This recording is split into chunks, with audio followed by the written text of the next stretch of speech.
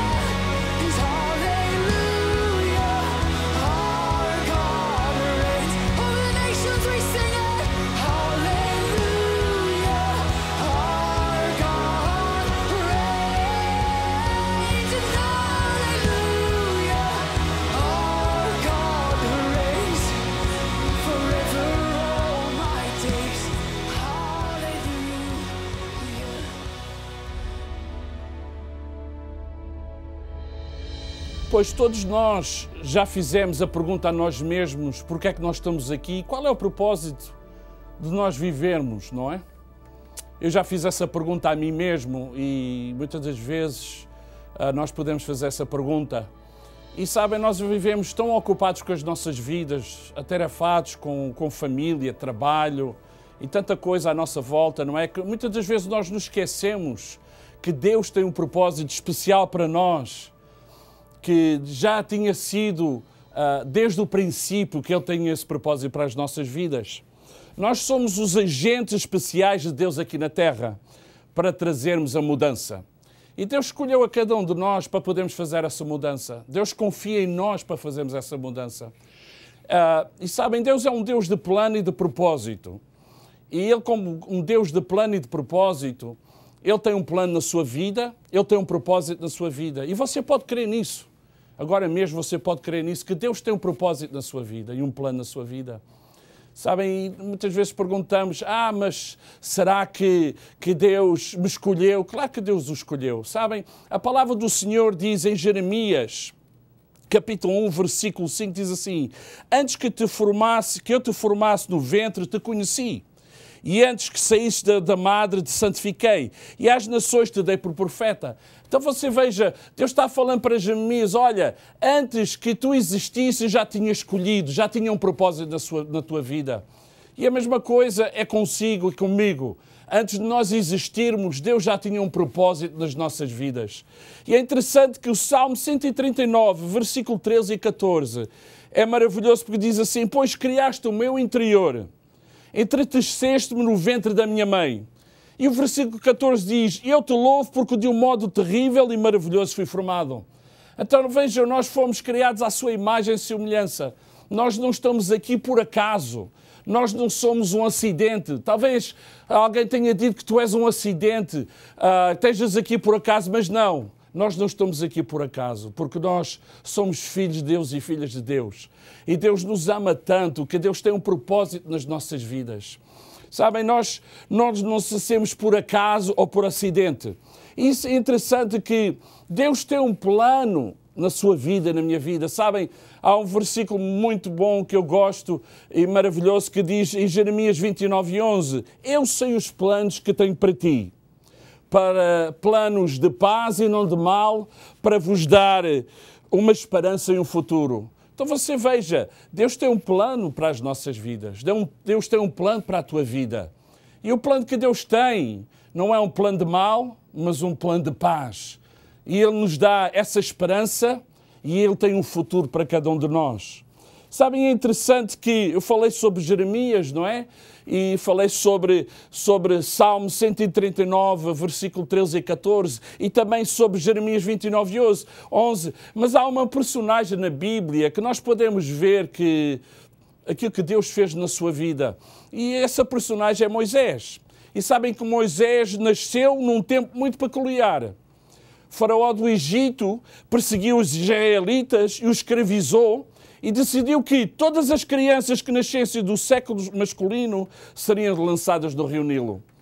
A mãe de Moisés escondeu Moisés por 3 meses. Mas chegou uma determinada altura que, na verdade, ela não pôde esconder mais o menino. Então ela preparou um cesto de papiro e colocou a criança lá dentro do cesto e ela pôs esse cesto do rio Nilo.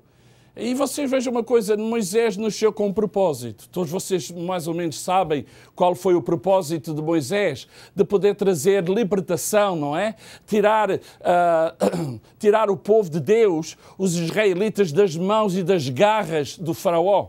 E entretanto que nós podemos ver como o desenrolar das coisas. Há uma perseguição, a mãe coloca o menino dentro de um cesto, mas vocês vejam, não há acasos.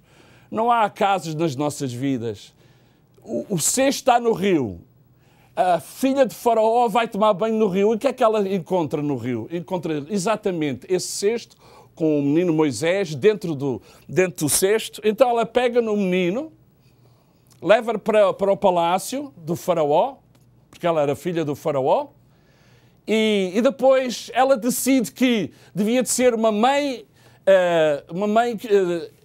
israelita que devia de cuidar do menino.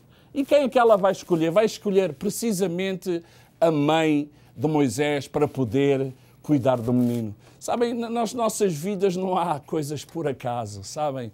Eu creio que isto é um encontro divino. É a mão de Deus se movendo a favor de Moisés. E nós podemos ver que, através disto, a proteção de Deus na vida de Moisés.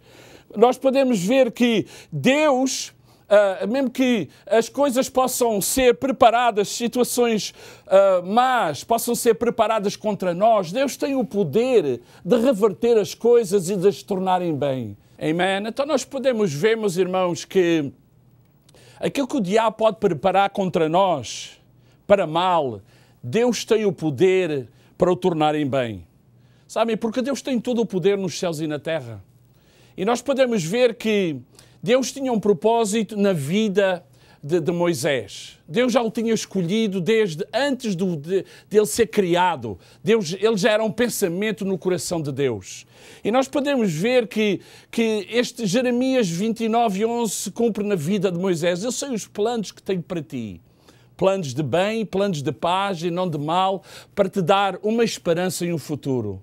Sabem, o nosso futuro, o teu futuro, o meu futuro estão nas mãos do Senhor. E tu tens a oportunidade neste dia de entregar totalmente a tua vida a Jesus. E dizer, Jesus, eis-me aqui. Faz o teu querer em mim. Sabem, pode haver pessoas que queiram abortar o propósito de Deus na sua vida. Alguns até podem o desqualificar por causa das nossas circunstâncias ou das suas circunstâncias atuais ou por causa do nosso passado ou do seu passado. Mas lembre-se uma coisa, e preste atenção àquilo que eu vou dizer nesta frase. Mas Deus vê o nosso final, mesmo antes de nós lá chegarmos. É coisa tremenda, amém? Deus vê o nosso final, mesmo antes de nós lá chegarmos. Então você veja, entregue a sua vida a Jesus, totalmente nas mãos de Jesus, porque o plano de Deus para a sua vida é tremendo. Não há ninguém, não há nada, não há diabo. A palavra não há diabo, nem há homem. Há uma palavra que diz que não há nada que nos possa separar do amor de Deus. Não há profundidade, não há altura, não há homem, não há absolutamente nada que nos possa separar do amor de Jesus, do amor de Deus em Cristo Jesus. Sabem? E agora, resumidamente, nós vamos ver, eu vou passar sobre a história de Moisés. E a primeira coisa, nós podemos ver que Moisés depois foi criado pela filha de Faraó. Ele teve os melhores estudos, a melhor vida na casa de Faraó, não é? E depois, quando ele cresceu, ele pôde ver um dia que um egípcio maltratar um hebreu. Então, o que é que ele quis fazer as coisas à sua maneira, não é? E ele mata o egípcio. E depois de ele matar o egípcio, o Faraó o queria matar, então ele teve que fugir para o deserto. E ali ficou por 40 anos. Já viram? Parece que é tudo contra Moisés, não é? Todos os acontecimentos, desde de pequenino, não é? Até agora nós podemos ver que ele tenta tomar as coisas, fazer as coisas à sua maneira, não é? Quantas vezes nós queremos fazer as coisas à nossa maneira e isso não trabalha, mas quando é as coisas feitas à maneira de Deus, segundo a sua palavra, nós temos sucesso nas nossas vidas. E então nós podemos ver que parece que é tudo contra Moisés, não é? Mas ao fim de 40 anos, Moisés tem um encontro com Deus na sarça ardente.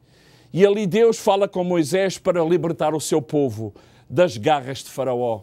Sabe, é interessante que Moisés tem as desculpas dele, não é? Ah, Deus, mas quem sou eu para poder libertar o povo de Israel? Deus, mas eu não sei falar. Sabem, Deus não comete erros.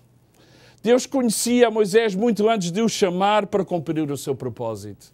Sabem, e Deus nos escolheu a nós mas às vezes nós temos desculpas, não é? Deus, mas é por causa disto, ou por causa de intimidação, ou por causa de medo, ou até talvez outras prioridades que nós podemos ter para nós não cumprirmos com o plano de Deus nas nossas vidas e com o seu propósito.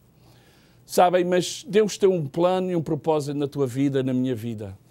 E aquilo que eu já disse, novamente eu vou repetir. Deus tem um plano e a palavra do Senhor diz que o plano de Deus para a tua vida e para a minha vida, ele é bom. Então Deus tem um propósito diferente para cada um de nós. Mas há um fator que é comum para todos nós e isso é que sermos uma bênção e de podermos fazer a diferença no mundo em que vivemos. Sabem, Deus está contando comigo e contigo. Podemos fazer a diferença neste mundo. Sabem, a palavra do Senhor diz que o mundo jaz no maligno. Nós podemos ver que há trevas em nosso redor. Nós vamos para os nossos trabalhos, mas nós podemos fazer a diferença. Porque nós somos luz. Nós podemos, nas nossas famílias, nós podemos fazer a diferença também. Nos nossos negócios, se nós temos negócio, nós podemos ser um exemplo para o mundo lá fora. De que Jesus é o nosso Deus, que nós somos filhos de Deus. Mas quando nós fazemos tudo isso, façamos de todo o nosso coração. Então, sabem, Deus quer te dar e Jesus quer te dar um novo início.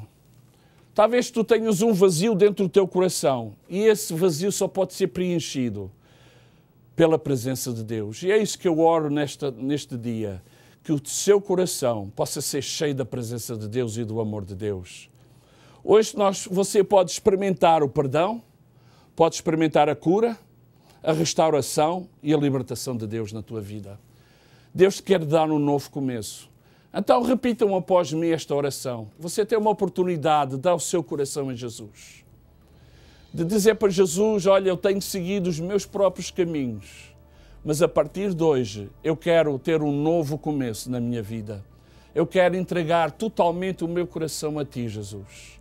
Se você ainda não aceitou a Jesus, você repita após mim, Pai, no nome de Jesus, eu aceito a Jesus como meu Salvador e Senhor. Te quero agradecer pelo perdão dos meus pecados.